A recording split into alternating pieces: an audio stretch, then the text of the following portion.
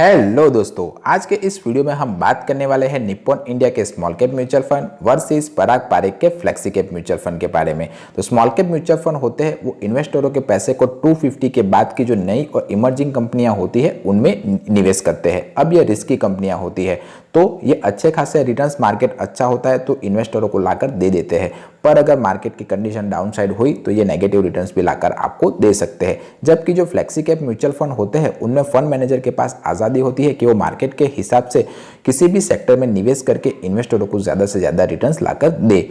तो small cap mutual fund की तुलना में ये जो फ्लेक्सी कैप म्यूचुअल फंड होते हैं वो थोड़े कम रिस्की होते हैं, तो उस केस में वो रिटर्न्स भी कम जनरेट करेंगे, ये बात आप ध्यान रखिएगा। दोनों की रेटिंग 5 स्टार है। अब हम देख लेते हैं कि इन दोनों म्यूचुअल फंड ने पास्ट में कितने रिटर्न्स इन्वेस्टरों को लाकर दिया हुआ है। तो निप्पॉन इंडिया के स्मॉल कैप म्यूचुअल फंड ने एक साल में 50% का, जबकि पराग पारेख के फ्लेक्सी कैप म्यूचुअल फंड ने एक साल में 37% का। 3 साल में निप्पॉन इंडिया के स्मॉल कैप म्यूचुअल फंड ने 32.5% का, जबकि पराग पारेख के फ्लेक्सी कैप म्यूचुअल फंड ने 19.8% का।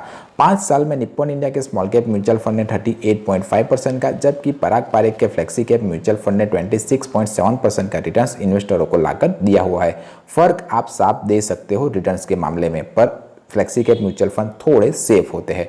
अब हम कुछ बेसिक डिटेल्स के बारे में इन म्यूचुअल फंड की जान लेते हैं। तो अगर आप निप्पॉन इंडिया के स्मॉल कैप म्यूचुअल फंड में अपनी एसआईपी चालू करवाना चाहते हो तो मिनिमम एसआईपी अमाउंट 100 रुपीज़ या लमसम अमाउंट 5000 से स्टार्ट कर सकते हो। जबकि पराग पारेख के फ्लेक्सी कैप म्यूचुअल फंड में आप 1000 रुपीज़ की एसआईपी के साथ स्टार्ट कर सकते हो या 5000 रुपीज़ के लमसम अमाउंट से साथ आप स्टार्ट कर सकते हो। अब बात कर लेते हैं एक्सपांस रेशियो के बारे में। अब जिसे नहीं पता कि एक्सपांस रेशियो किसे कहते हैं, तो जो एसेट मैनेजमेंट कंपनियां होती है वो हमारे पैसे को मैनेज करने के लिए हम ही से कुछ फीस चार्ज करती है और उसी फीस को वो एक्सपांस रेशियो के तौर पर हमें बताती है। तो जितना ज़्यादा एक्सपांस रेशियो होगा उतना ही कम हमारा प्रॉफिट होगा, पर हमें कभी भी किसी म्यूचुअल फंड में कम एक्सपांस रेशियो को देखकर निवेश नहीं कर देना है। हमारा मेन टारगेट और फोकस रिटर्न्स के ऊपर होना चाहिए, क्योंकि कई बार ऐसा देखा गया है कि कोई म्यूचुअल फंड अच्छे खासे रिटर्न्स लाकर आपको दे रहा होता है पर उसका एक्सपांस रेशियो कंपेरेटिवली उस कैटेगरी में थोड़ा ज़्यादा होता है। तो आप मुझे उसका एग्जाम्पल बताइए, आपका क्या मानना है इसके बारे में आप मुझसे बता सकते हो। अब बात कर लेते हैं एनएवी के बारे में। एनएवी यानी कि नेट एसेट वैल्यू, जिसकी वैल्यू हर दिन चेंज होती रहती है। मान लीजिए कि आपने किसी म्यूचुअल फंड में 1000 रुपीज़ इन्वेस्टमेंट किए, तो 1000 डिवाइडेड बाय अगर आप एनएवी करोगे तो आपको जो भी अमाउंट मिलेंगे उतने के यूनिट्स आपको अलॉट होंगे। मार्केट अच्छा रहा तो आपको कम यूनिट अलॉट होंगे और मार्केट अगर डाउन साइड रहा तो आपको ज़्यादा यूनिट्स मिलेंगे।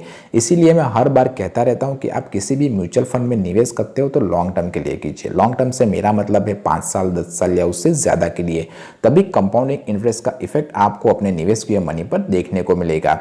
31 दिसंबर 2012 से निप्पॉन का इंडिया का स्मॉल कैप म्यूचुअल फंड कार्यरत है, जबकि 28 मई 2013 से पराग पारेख का फ्लेक्सी कैप फंड कार्यरत है।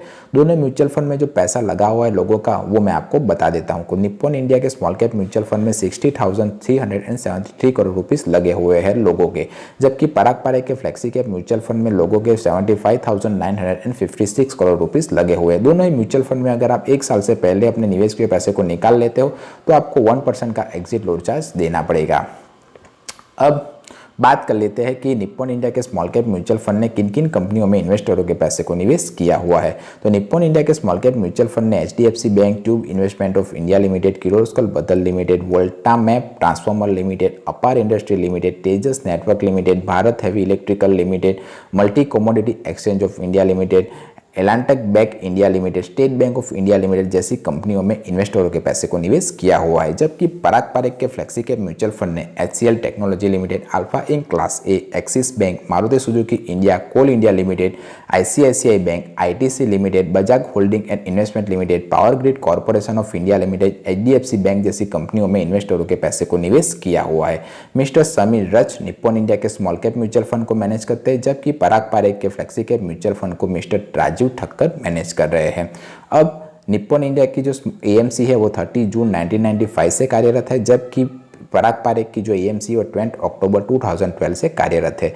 इन दोनों म्यूचुअल फंड के ऊपर जो नज़र रखता है वो कस्टोडियन है डच चेक बैंक, और केफिन टेक निप्पॉन इंडिया के स्मॉल कैप के कागजी काम मैनेज करता है, जबकि पराग पारेख के कागजी काम कैम्स मैनेज करता है। अब हम इन दोनों म्यूचुअल फंड पर लगने वाले टैक्स के बारे में बात कर लेते हैं।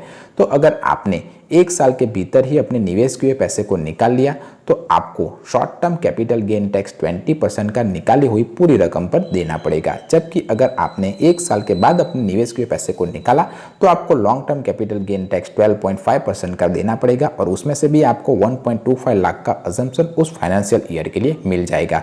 अगर आपने भी इन दोनों में से किसी म्यूचुअल फंड में निवेश किया हुआ है तो मुझे कमेंट करके बताइए कि कितने रुपए के सामने आपको कितने रुपए मिल रहे हैं। मेरे व्यूअर्स को हेल्प हो जाएगी। कोई क्वेश्चन या क्वेरी हो तो आप मुझसे कमेंट करके पूछ सकते हो। वीडियो पसंद आया तो जरूर इस वीडियो को लाइक कीजिए और चैनल को सब्सक्राइब कीजिए। मिलते हैं अगले वीडियो में, तब तक के लिए बाय बाय।